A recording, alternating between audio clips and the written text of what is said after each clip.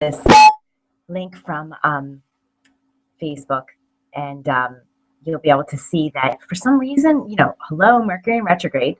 So I'm like, I'm going to have this class, and yeah, it's going to be easy. And everyone does Google Hangouts, and I've done them before. I created the link earlier. We have no idea why.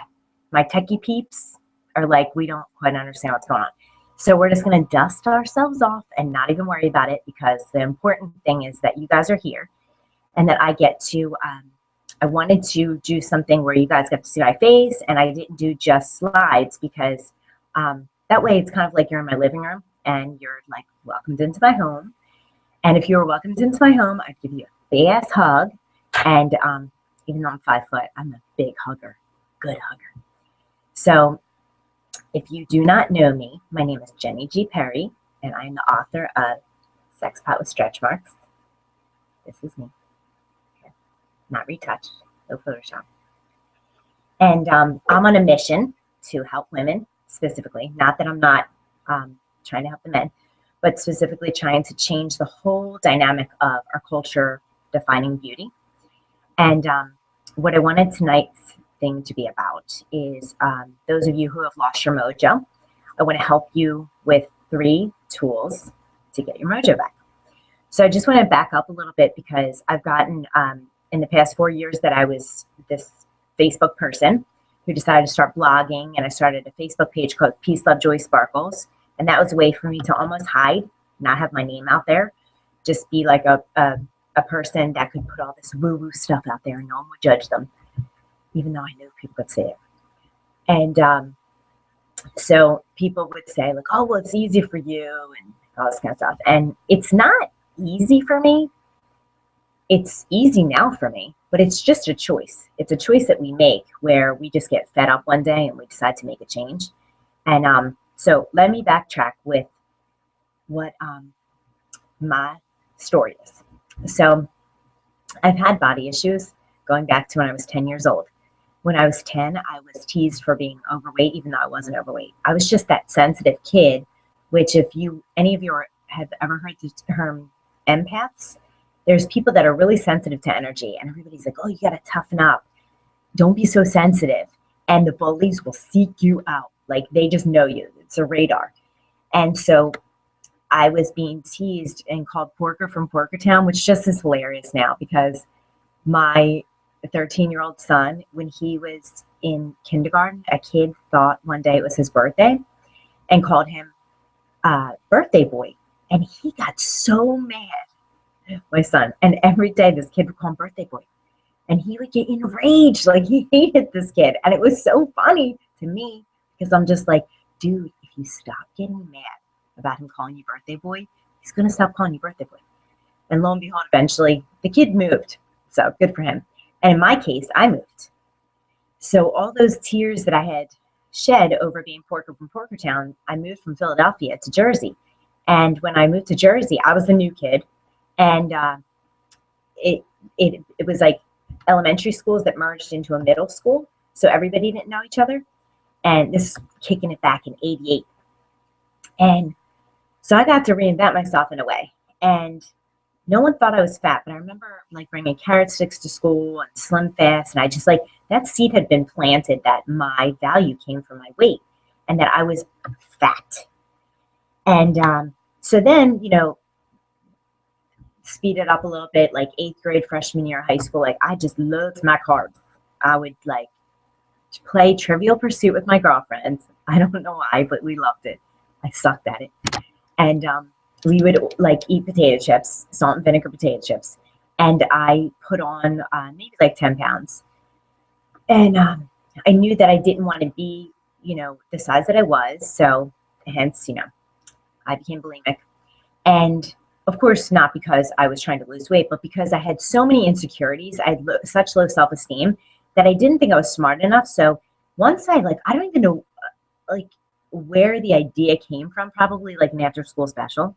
And I was just like in that toxic, vulnerable place and decided to do that. And then that took me down the rabbit hole. Anybody who has ever had an eating disorder knows that teenagers like suck a lot of the time anyway. But then when you add an eating disorder onto that, it can take you down in a deep, dark hole. So I was put on medication and that made me suicidal. Whole, crappy bunch of years there. And so, the way the story is that weight was always like, since I was 10 years old, weight has been like part of what I thought my mojo was. And so when I was 16, I'm, 115 pounds, and I felt like huge because there were 70-pound anorexics. But in my mind, it's all a mindset thing. It's always about your mindset. So I had a fat mindset, and I had a fat mindset from when I was 10.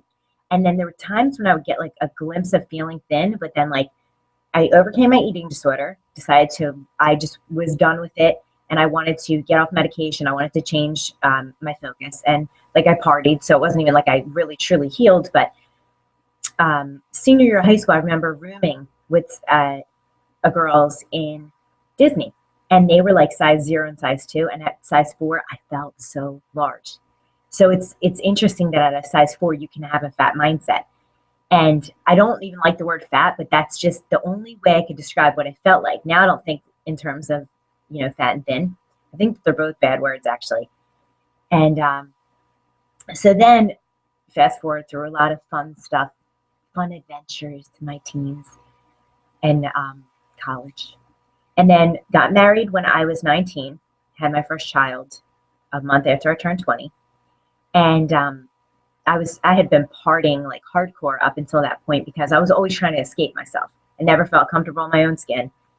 Always wanted a boyfriend who was going to complete me. And then I was like, okay, now I'm going to be a mom. And my mom identity will be who I am. So I tried so hard to just be a good mom. But meanwhile, here I'm 20 years old. I'm trying to figure out who I am. And when I was like 22, I remember feeling really lost and just being like, I'm not depressed because I know what that deep, dark hole looks like. And so I'm going to stop saying, I never say that a lot. But I was looking for more. And it wasn't until I went to therapy that it was like 21 or 22. And I was like, is this all there is? Like, really? Like, I have a great guy for a husband, I have a child. I didn't know what I wanted to do with my life, but I just kind of felt like, why do I have this melancholy? So I went to see somebody, and it was like just that talk therapy just wasn't enough for me, because it was like, okay, so we can talk about my problems, but talking about my problems doesn't seem to be creating any solutions. So then I decided to take yoga because I had like debilitating back pain. And then it was like this whole new world opened up for me, where I realized that I was actually looking for a sacred connection to God that I didn't have. And so that was a doorway, an opening, and that felt great. And I loved that world. And I kept dabbling like in and out of that world from when I was like 20, 21 to when I was like 24, 24-ish. And then maybe when I was like, let's say 25, I had a 1-year-old and a 4-year-old. Or no, wait, 25, I had a 5-year-old and a 1-year-old. And I totally lost my mojo. Like, I think that I left it like in another state when I was on vacation, because I remember coming back from my Disney vacation and looking at the pictures, and I was horrified. And I was like, who is this fat woman who went on vacation with my family?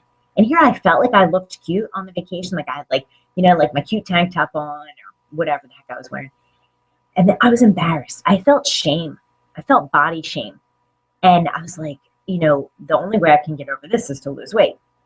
And I had lost my sacred connection, like my part of my spirituality. And I was like, I'll just try to do it the traditional way, the way I was raised, and everyone has to do it their own specific flavor. But I was like missing the link between me and my soul, just trying to do it the traditional route for me. So I lost weight, and I was let my hair grow long, because here when I was frumpy and everything, like I cut my hair short, and I was like, I'm going to be this mom character.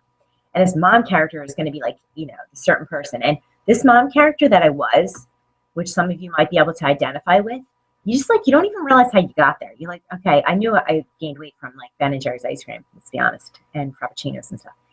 But how did I get in this space of losing my identity? It's not just your sexuality, like that aspect of it.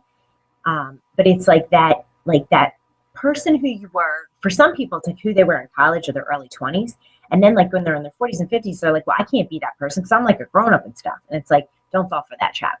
When I was there, I remember though, it was like that. You're in the I don't know club. I don't know how to change this. I don't know how to lose weight. I've tried everything, or I can't. And I was very judgmental. I was very judgmental. Like the number one killer for Mojo is comparing to others.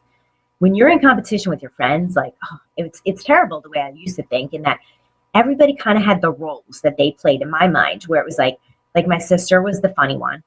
And like my one girlfriend was like so like strong that she could like, I mean, she one day like she rented a backhoe. It was kind of funny. She rented a backhoe because she needed to like do something at her parents' house. And like, who rents a backhoe? I saw him and all of that. And I just had these friends that was like, and then my mom was like the smart and nice one. And like my dad was like, I don't know, Archie Bunker. And who was I? Who was that person? And so I would like kind of want to be different aspects of people, and would just never feel like I measured up in some way because I was constantly comparing myself to them.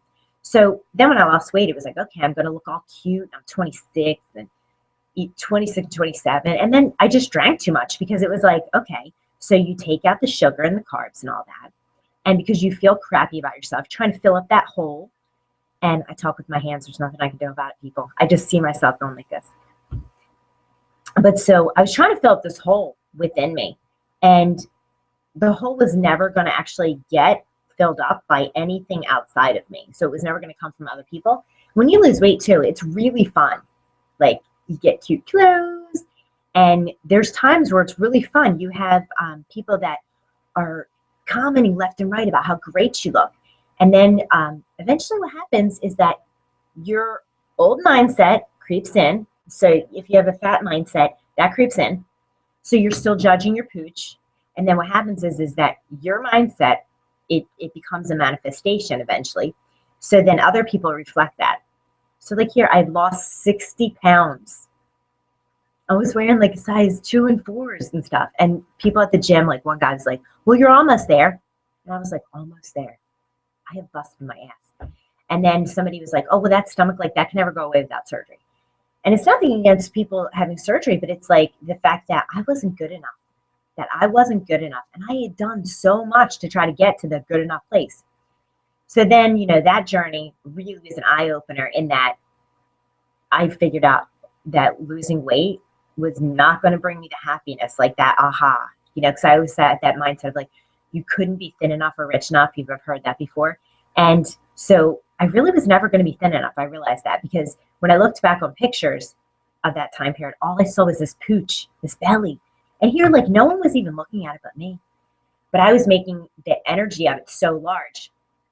And so I still had shame when I was 110 pounds. And so once that all that weight armor came off, I realized I really couldn't stand myself. I was like, I was mad at myself for always being angry. I was mad at myself for not being kind enough. I was mad at myself for not standing up enough and being tough enough. So it was like literally like I was having opposing things. Like I was like, if I was kind of standing up for myself, like say if you have somebody who calls you up and like the cable company, you have a problem or whatever, I would never get like a better rate. I would just never, I'm not that person. I am not the arguing person. I don't get anywhere doing that. And so I would feel like I needed to be that tougher person. And I wasn't that tougher person. And so this led me to the law of attraction. And it led me to all the books and Dr. Wayne Dyer and all of this. And I would like read everything that I possibly could, thinking that if I just read enough of these books and like even like, you know, workshops and all that kind of stuff, if I just went to enough of them, that I was going to actually like just turn into something. I was going to turn into Dr. Wayne Dyer. I was never going to be angry again. I was just going to float around the world like cool as a cucumber. And that's just not me. I'm a very passionate person. And instead of focusing, and so now I would vilify this angry part of me. And I would be like reading all these books, and my kids would be at school. And then they get home from school, and I was like, you guys drive me crazy. And I would put it all on them.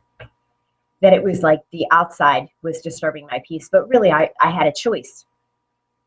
But I had to learn that focusing on not being angry was just going to make me more angry. And I was keeping a scorecard with myself. So it was like this mojo killer, which it's not even one of the tools that I'm going to teach you. But I just wanted to give you guys some background so that you could understand where I'm coming from. And so this, you know, one of the mojo killers was this scorecard that you keep with other people and you keep with yourself. and comparing yourself to others. It's a losing battle. Losing battle. Another thing that I write about in my book is it's like about being a cop to your thoughts. Like you got to police your thoughts. And one of it is comparing yourself to others, opinions of others mattering more than your own, and people pleasing. And who I am now could have never even existed if I worried about what everybody else thought. And I lived in that world. Like before I would leave the house, I was always like, what would people say with my outfit and stuff? And it's like, it was a prison. It was a prison. And it was like, you're never going to be everybody's cup of tea. And I made a poster for Peace Up Joy Sparkles one time that said, like, about like, I'm not something about, I'm the worst quoter ever, even in my own stuff. It was like, I'm not always somebody's cup of tea or something like that, but something about being a shot of tequila. Because sometimes I am like that. I'm fiery. I'm talkative. I'm, full speed. And I'm okay with that. And I used to try to tone that down. I used to try to not talk a lot and be different because somebody would say something and then I would shrink back. Somebody would say, I talked a lot. And what I would hear is that meant what I said had no value. And that's like where the stories are. That's where we're going to get to with said everything that I wanted to say about our specific mojos. But so that's me. So I know some of you, it's boring if you've already heard that. I know I've heard some people's backgrounds like 25 times, but I feel like you always get something new out of it. Just giving you a background to me, because sometimes people say, oh, well, like she's the author of 2 books. And it's like, I can't even believe that. Like, I would have never believed that happened. I didn't think I was smart enough to write a book. I had all these stories going on in my head about who Jenny was. And 4 years ago, I decided to change that. And some of my friendships changed, which that's going to happen. When you change your whole vibe, life reflects that. But that's the awesome thing. That means that when you change your vibe, that your world changes to match that vibe. Just like you can't argue with somebody else's reality. Like, I don't do politics, I don't do religion with people unless I can be willing to show up with an open mind and an open heart and an open soul. And that's where I've made the changes. So if you're coming here today and you're just like, and you feel like this almost like tough kind of hard shell, just kind of soften it a little bit and just take in information. You don't ever have to be offended by information. That's not trying to offend you. My intention is pure to just share information with you guys, get you guys to start asking some questions and to just start thinking. I mean, I'm always going to be learning till the day I die. And I'm always going to be asking myself questions at the universe and other people. So what I wanted to do is I wanted to explain what Mojo was. So Mojo is mastering our joy overdrive. And let's think of when we get to this other side, to this Mojo girl. Because I have a program that I'm very excited. It's not ready to launch yet, so you got to hold tight, but I'm so excited. It's called Mojo Mavens, and that's going to be my program where I teach you how to be a Mojo Maven and take you through the step-by-step process to get there. Things that I've done and tools that I've learned along the way. And it's not just like a bunch of information, because a bunch of information is not going to necessarily change you and create a transformation for you. It's going to be assisting you and be a catalyst, but you need to do the inner work. Like, you need to sort out your own stories. That's why when I meet with my clients, I help them sort through their stories, because if we're just like, I don't know, I can't do it, all of that, that's just blocks that we prevent ourselves from growing. And when someone calls you out on that, which I love when coaches call me out on my stuff, where I'll say, one coach was calling me out on saying something, and it's like, okay, yes, thank you for that, thank you. And my kids have done that too. My 13-year-old, he's like, Mom, how come you're like always say don't be so negative and being so negative with us? And I'm like, because I'm human. Okay, so what we want to get you to as a Mojo Maven, and this is going to start tonight, is a maven of juicy origin, or a maven of jazzy origin, however you want to take it. I just love the juicy life. I love the feeling of, like, I want to squeeze all the juice out of life every single day. And some days it is not so fancy, but you're still going to squeeze the juice out of it. So what I wanted to explain to you guys is, so the 3 different tools are going to be that this is mind, body, spirit. You can say, okay, I'm going to get my mojo back. if I get some Botox because I'm looking old, which Mojo does not have an age. And if you believe that Mojo has an age, then I'm not going to argue with you because that's your conclusion and you are entitled to that. But I've seen there was one YouTube channel that had these older ladies, and this one lady, this little firecracker, redheaded lady, she had cut hair and made fake eyelashes that were red hair. And she had the most like wild wardrobe. And she had Mojo. And then there's I can't remember what the name is, but I'm going to have to Google that again. And then another lady, she was like, I don't know, 90 years old, did yoga every day, and like so graceful, like so like black turtleneck with the pearls and silver, beautiful silver hair. And she would do yoga every day. And I'm like, she was like totally owning her Mojo. So Mojo doesn't mean that you are this sex pot like Sophia Loren all the time, because maybe that's not what your Mojo looks like, because your Mojo gets to look like whatever the heck you want your Mojo to look like. And it doesn't have a weight.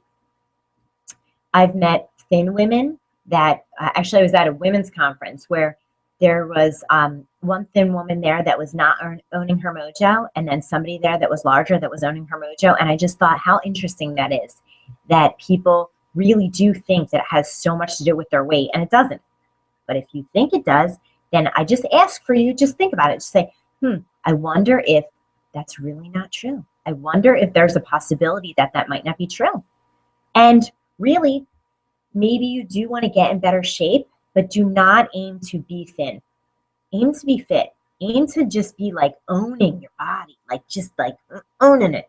Like before this webinar, which got totally like, I have like 5 viewers, and there's so many people that signed up, you know, to want to see it and everything. And I was like, I'm so in my zone. I'm sending it out to like my email list, and I'm like, I'm so business like.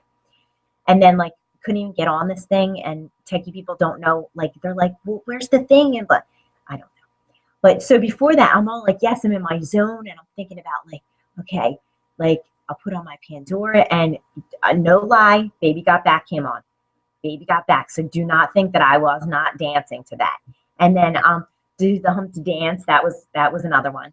And I was thinking, for some reason, it's funny when songs pop into your head, but the song that ain't none of your business, and she want to be a freak selling it on the weekend. I'm probably not even allowed to say that on air because of song rights and all that. But I love that. And that was another thing I wanted to say about Mojo, is that like your Mojo increases when you mind your own business. Like mind your own business, and you wind up seeing that when you're just imagine you're like an octopus. Okay, this is what empath energy is. If you don't know what empath energy is, it's cool to look it up. But so you might have like this octopus of energy going out all the time. So you're like all up in everyone's business. And I know I used to do it, and I have to remind myself not to do it. I mean, with our kids we do, and sometimes even then we have to be like, okay, so they feel that way, and that's okay, and I don't need to argue with them. But when we are so focused on what other people are doing, our own Mojo is just like shrinking. We think that if we elevate ourselves because we're like, well, I would never, and I would always, and believe me, I ran into a woman who met me when I was overweight, when I was 26, and we were talking about how different our lives are because her youngest and my oldest are seniors in high school. And they're like, looking at colleges and stuff. And we got a college acceptance letter this week. And I was actually, for the first time, happy and not selfish. I'm thinking about how I'm going to miss my baby girl. And we were just talking about, like, I was like, yeah, I'm so different then. Like, I can't stand just chit chat. I want expansive conversations. And not that I need to talk to everybody about souls and like, what's your deepest, darkest regret and all that. Not that I believe in regrets. I think if you have a regret, you got to forgive that and move on. But we would chit chat and talk about people, and like, but that's who I was. That's who I was. I was elevating myself by being like, well, those mothers, and I would never. And now I definitely mind my own business with that, because you know what? It might not be the way I roll, but I'm very unconventional with my parenting too.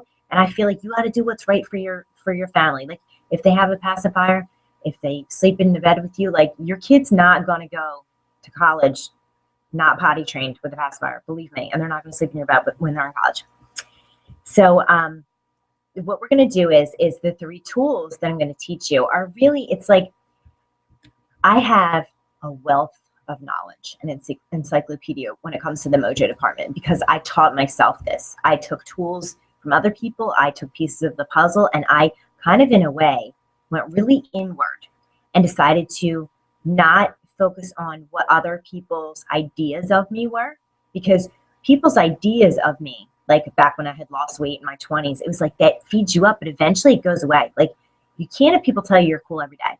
And really, it doesn't matter if anybody thinks you're cool if you don't think you're cool. And when you think you're cool, you can act like a big goober, like I have many times, and be okay with it, because you're like, you know what? My opinion of myself has to matter. You're coming into this world with you and you're leaving with you. So you might as well be your BFF. So we're going to go through the parts of your mojo. We're going to go body, mind, spirit. I want to keep conscious of the time. And so with your body, okay? Now I want you to just imagine for a second. I'm going to get a little woo-woo because I am woo-woo. And so you got to deal with that. I'm not going to censor the non-woo-woo people. And if you wonder what the woo-woo is, my husband loves when I use that word. But mojo and woo-woo go together for me. And really, the woo-woo could be like new age, or it could just be something like that that is not in the normal sense of what we know. But anybody who doesn't believe in woo-woo or any of that, you have to just like soften up to the fact that visualization and tools like this, it goes along with the fake it till you make it mentality, which is taught in corporations. It's, that mindset, Tony Robbins and people like that. It's like, when you don't know exactly how you're going to get to the next level in business, or how you're going to get to the next level, or, lose weight, whatever your goal would be, you have to think from the end. And so in some ways, maybe that's woo-woo, maybe it's scientific, but like scientific, it's like, if it's not right in front of your face, it doesn't exist. And I do think it's interesting to question how real the past is, in the way that, well, actually, we'll cover that when we get to mind stuff, when we get to the mindset. But being present is great. It's awesome. You don't want to be so in your imagination that you're not enjoying now, but visualize what this mojo lady would look like, what this mojo maven would look like. Okay. And you could be a mojo mister. Okay. You could be. So I'm not trying to leave you out. So if you're a mojo, just a mojo maven, you are going to just imagine what this person feels like. Like, what do they wear? Like, just imagine in your mind, what do they act like? And it's great every day to do things for your body, mind, and spirit that cultivate this mojo. We're building this mojo. We're trusting that, just like if you are going to lose weight, because a lot of people come to me with that because of my story, you would not expect to lose 100 pounds overnight. So it's the same with your mindset. Like, you just have to every day keep showing up, and you might have a setback, but get back on, get back on, get back on. I've had my bad moments too. I mean, it doesn't mean that we're not going to have moments where we're just like, I don't know, or we're uncomfortable. A lot of times when we're doing growth, it's uncomfortable. And I'm going to tell you, if you sign up for my course or you get coaching with me, you're going to be uncomfortable at some point if you're really doing the work. I know I was uncomfortable when I did programs. It's reading a book sometimes can make us feel really good. And I highly recommend my book here. But when you're doing like more intense work, sometimes we're going to have those uncomfortable growing pains. And my book is not meant to hurt you, but sometimes that in life, we'll notice that we're playing small, and that feels really comfortable. When we are stepping outside of our comfort zone, it's uncomfortable. But also when we realize we're playing small, we're like, man, like I'm letting myself down. But don't feel bad. Let go of the idea of being wrong all the time. Just let go of that. Just stop making yourself wrong for everything. Just make them choices. And so you make a choice, you make another choice, you make another choice. You just make endless choices. And so for the body, one tool that I wanted to do is just dancing. Okay. I know it's not an amazing, mind-blowing tool, but I want you to just entertain this with me for a second, because you might be like, I hate dancing. You could put on your favorite music. You could take a belly dancing class. You could do a ballerina workout. Okay. And it's for the body. I could say you could do yoga, which would hit body, mind, and spirit. But sometimes when we've done things for a long enough time, it loses its impact. So if you're a dancer, the dancing you might need to do a different style of dance to really occupy the space that you're in. This is about occupying the space.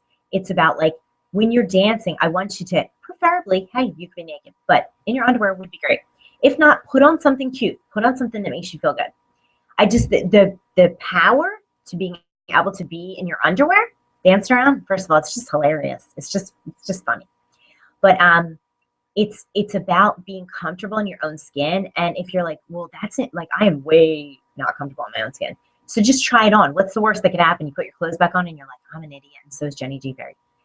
But those kinds of things that we do, if it's outside of your comfort zone, heck yeah, do it. Do it.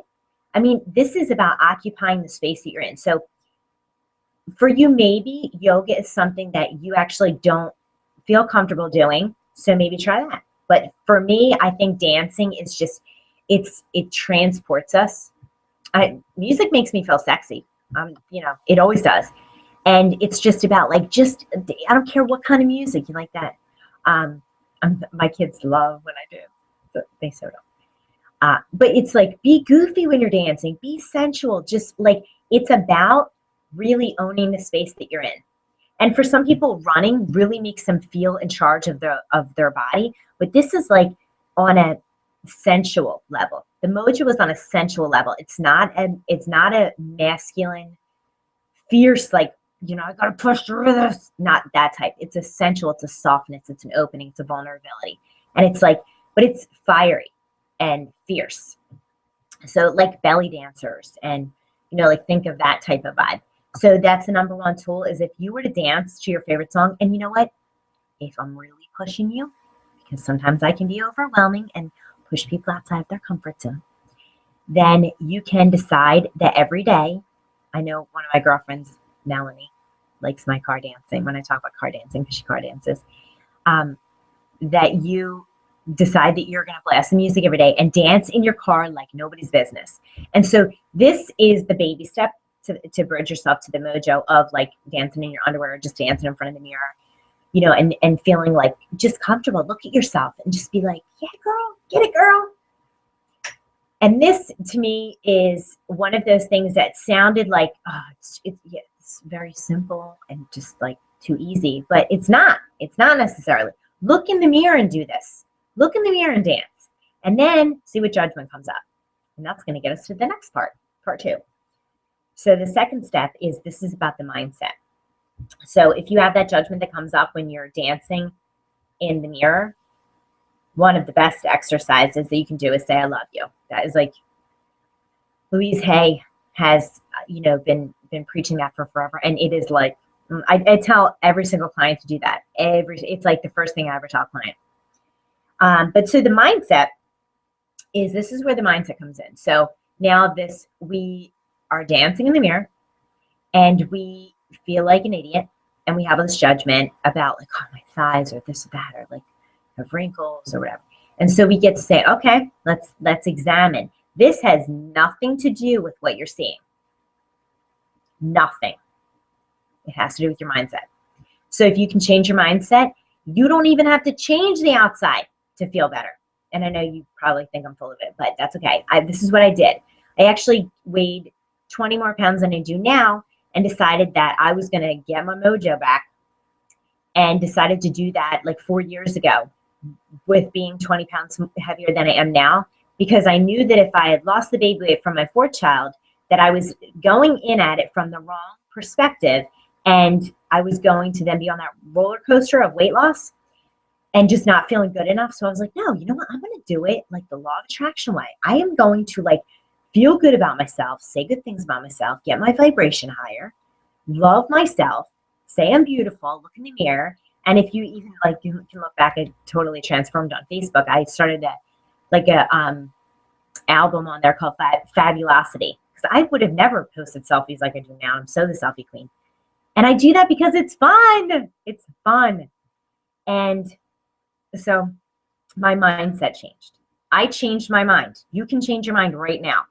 But this is where you get to get clear.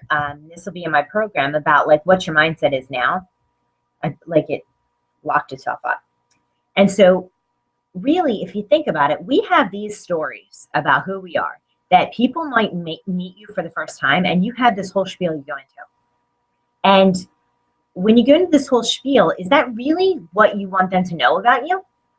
Is it really what you believe about yourself? What do you identify with?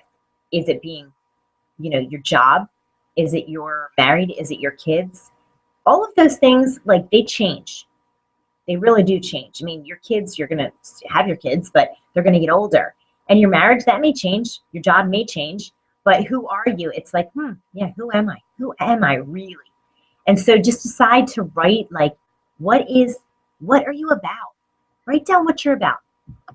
What do you believe? And this is your mindset. What do you believe about yourself? How would you describe yourself? And when you do that, get a journal. One of my favorite journals, my girlfriend, Jamie Martin. Of course, it's backwards because there's a camera, but it does say JGP.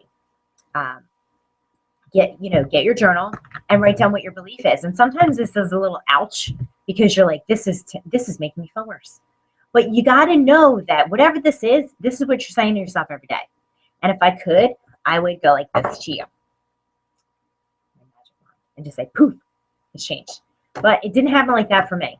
And maybe if I knew it was going to take a little bit of time, I would have been really angry. But it just takes as long as it takes for it to reset in your system, because you do these things over and over and over again. That's why, like, you read the books, you do the programs, you change the mindset, and then you change your life. So with this mindset of what your belief is now, you just take a look at it and decide that if you do not like what this belief, because maybe you're listening to this and you're like, this girl ain't telling me anything new. I got a great mindset. Then good for you. I'm very happy. And you can always turn up that mojo even more. Get a sparkly dress. And actually, to turn your mojo up more sometimes would be to step outside of your comfort zone and do something that would be like for me, it would be dance lessons, because I remember taking a hip hop class, and that was I was not sure why my limbs were not connected to one another. But maybe I would take a dancing class, and that would be like, I might look foolish. I might look like an idiot. And in a way, I kind of like that, because then I get to then push beyond that. It's where some people will sign up for like a 5K because they just want to like push themselves. So if your mojo mindset is not there yet, and you have like a mindset, then let's decide, what do you want this mojo girl to look like? What does this Mojo Maven or Mojo Mister look like? And not like, you can draw a picture if you would like, but the mindset is, what do you want to feel about yourself? And when you write this is your message to the universe. You are telling the universe what you want to create. And you are not allowed to say, I don't want, or I do not like. No, none of that. It's just literally imagine what you want to feel like. You could even write it as if it's already happened. I mean, that's very powerful for some people.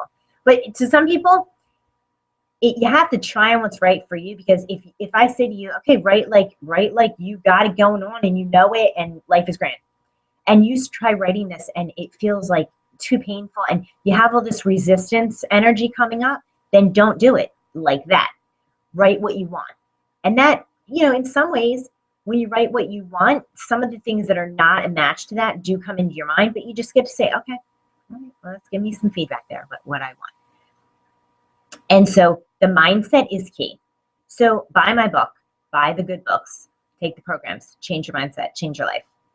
And then what the third part that I wanted to speak about was about the spirit, because my whole life is spiritual, and it's the number one basis for my mojo is my spirituality. And for some people, like, they're disconnected from they kind of feel like their spirituality and their sexuality are kind of like at two different ends.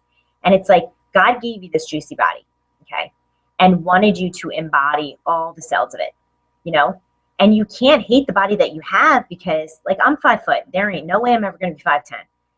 I don't know if God made me that way because I was not going to be intimidating to people, or I was just going to be like action packed. I don't know, but I can't change that.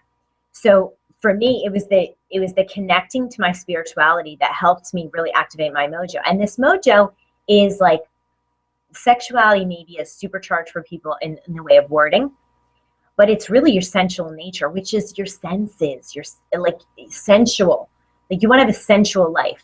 And so, that's another thing with the mindset, is that use words like sensual, sacred, fabulous. Use words like that, because maybe you don't. Maybe your words are not that juicy. Maybe they're not that positive. So change your words. And so with this, I was talking to one of my clients, and she was like, you need to write down what you just said. She was like, the world needs to hear that. And of course I didn't write it down, but because we were in the midst of a session. But it was about that people are really yearning for the sacred life. They're looking for more of those sacred moments. Like they want to feel that spiritual connection. And for some people, maybe their sacred moments are in a church. And for other people, their sacred moments are at the beach. And you're probably not going to church every day. So you're going to have to set up something where you cultivate this, a mindful practice of some sort. But really, I want you to even like, if you're like, the spiritual stuff does not appeal to you, you don't roll like that. It's really about daily aliveness to be in that spirit place. It's like, that's the mojo that is beyond the body, beyond the mind. It's the beingness who you are. And for me, like it is soul. And so I have like my little pink Buddha. I set up an altar, to have all my special stuff. And like, my rosaries. And I have, my crystals and stuff that I get from the Sage Goddess, sagegoddess.com. She rocks. Or maybe it's just like writing in my journal about like what I'm grateful for. Like that's the thing is that, connecting with your soul, being grateful, 10 things that you're grateful for. I mean, again, it's nothing new, but it is new in the way that maybe you haven't done it before. Or maybe you're going to look at it as like, how can I create some sacred moments in my life? What does sacred mean to me? Am I feeling like I have any holy moments? I mean, for me, it's writing. I definitely connect to that. Like when I decide to just tap into that, cosmic space within me, I get some of the most beautiful words that, some are in my book, some are in my blog, some are just in my journal that, they're just for me. And really just do this rampage, and this will connect you to the soul part of you that maybe has not felt connected, because like some of this stuff is like over the top. But like here's my wine glass. Okay. There's actually just water in it. Okay. It's a mermaid. And like, this is just water, but make sacred things like that. Drink from the fancy china, have a sacred cup of tea, and just sit there and just let your mind be at ease and just be like, this is just a wonderful moment. Because you know what? Sometimes you don't feel like the world is so great, but if you can have those mindful moments, it feels a heck of a lot better. So start thinking about like what you love and write down 10 things that you love. And it could be hyacinths. It could be the color purple. It could be tea. It could be wine. It could be whatever. And when you connect more to your soul, you'll see that your connections with other people are much deeper. Much, much deeper. So I'm going to cover these 3 parts when I launch my program. And I can't wait for you guys to be a part of it. I want to share more. I wish I could share like everything and give you like 100,000 tools, but I think I've given you guys some great things to get started, and they might not be new for you, but you might have forgotten them. And I know a lot of my coach friends and my woo sisters, the goddess type women, that we get busy with our kids and we just get busy with life. And maybe we've had something tragic happen, or maybe we've had some setbacks that have gotten us off of our path. And we're like, yeah, I used to do all that. And now I'm beating myself up because I lost my mojo and I forgot to do all this stuff. I used to do this, I used to do that. And it's like, okay, so let go. Let go of the past. What if the past doesn't exist unless we choose to bring it forward into today? And if we choose to bring it forward into today, then maybe we need to decide that we could bless the past and just be like, it's in the past. Now is today. So right now going forward, whether or not you take the steps that I told you, do something every day for your body and for your mind and for your spirit to get that mojo going. And feed your being with books like mine, with programs like mine, with funny YouTube videos, with, inspiring stories, with things that bring you joy. Follow the joy. Just follow the joy. And if you're like, I haven't felt joy in a long time, well then, you know what? Ask yourself, ask the universe, say what would bring me joy right now, or what would bring me joy, and what has brought me joy. You can always think back to when you were a child, and a lot of times when you were a child, there was something that brought you joy that you forgot about. And maybe it was playing on the swings. Maybe that's who you are. But I remember always counseling people when I was a kid. Like grown-ups would tell me things, and I don't even know why, but they just kind of like I was a wise soul. And I always loved those heart-centered connections with people. I loved that. I loved how it made me feel when people were open-hearted with me, because I was always coming with an open heart.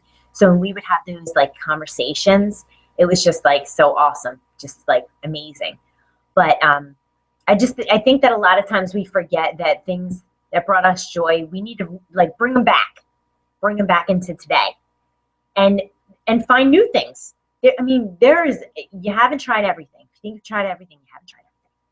So I had some questions that one of my clients had emailed over to me, and I want to just take one of the questions and see, because I wanted to just make it, an hour. And I got totally thrown off by this whole thing being so screwed up, but that's okay, because I'm showing you that it's Mercury retrograde. Hello. And also, that's what happens. That's what happens is that we have a mistake, and so you could beat yourself up, or you could say, okay, well, that we are having a problem, and so now what can we do from going forward? So let me just get to her email. Okay, because she gave me like all these questions that were super awesome. Okay, so one thing that I think that I'm gonna have to like answer all of her questions in blogs, because they were like so awesome. I was like, yes, they were great, because they're writing prompts for me. So she said, please talk about the feeling many women get about why do I feel different. And I think that a lot of us feel like we are different. And so I always felt like I was different. I always felt like a weirdo, always felt like a dork, and I felt separated from other people. And I think that's really common. And what I did was I decided that like 4 years ago, I was just going to embrace the dork, just embrace that dork in me, and have so much fun. And just like when we feel different, the beauty is that like online, there's a lot of people that wind up feeling the same way that we do. And we might feel like we're kind of odd in our family. I know I feel like I'm always odd in my family. But then like I got on Facebook, and I remember connecting with like-minded people, and I was like, man, like some of them get me. I'm not even weird to them. Like, and then I found even more people that were even weird than me. And that was really refreshing. No, but I think we all have those moments where we don't feel like we fit in. And sometimes we don't fit into wherever we're at. And so you get to decide that, are you living in a space of trying to fit into something that really isn't your thing? And that you can't have your mojo if you're with that club or, like where you work, not saying that you have to change your job, but sometimes you're like, you know what, this isn't serving me. The universe gives you signs all the time that it's not working for you. And sometimes we ignore them, and then we have to wait for something really crazy to happen to shake us up. But you get the change right now. Right now. Now, because I had no idea how this thing was going to work, I wasn't even sure if I was going to have people that were like popping up on the Google Hangout, because I thought that's what it was going to be. I thought it was going to like I'd be able to see them. But we are just lucky that we are recording this right now. And my house is quiet. No one's home. It's like a miracle. There's no noise in the background. If you've ever talked to me on the phone, it's always kind of like there's a zoo going on, only it's children instead of animals. But so I'm going to have to do this again and answer some questions in a shorter form. She had so many good ones. I couldn't even like choose what exactly. And I'll just give you one tip about weight loss before I end this, because a lot of people, like, they always come to me with that. And that it would be somebody, I was just talking to somebody about this at the bank today, is that just get out of the idea that there are good or bad foods. Just get out of the idea of that and just like make choices. And think about now going forward that you're going to feed your mind, and you're going to feed your body, and you're going to feed your soul the best things. And sometimes that's the chocolate. Sometimes it's the salad. You have to just feel into it.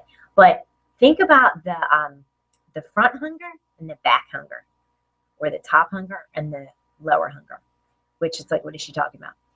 There's, sometimes if we're like, okay, what do I want? And we grab for something, and it's like, do we really want that? And sometimes we do. Like, sometimes I want cheese fries. It's okay. But then other times it's a salad, but we already like let the mind decide instead of like, okay, ask your being, what does it want? And that's where it is woo-woo, but listen, just ask your body what it wants. And you might have two kinds of hunger like I have.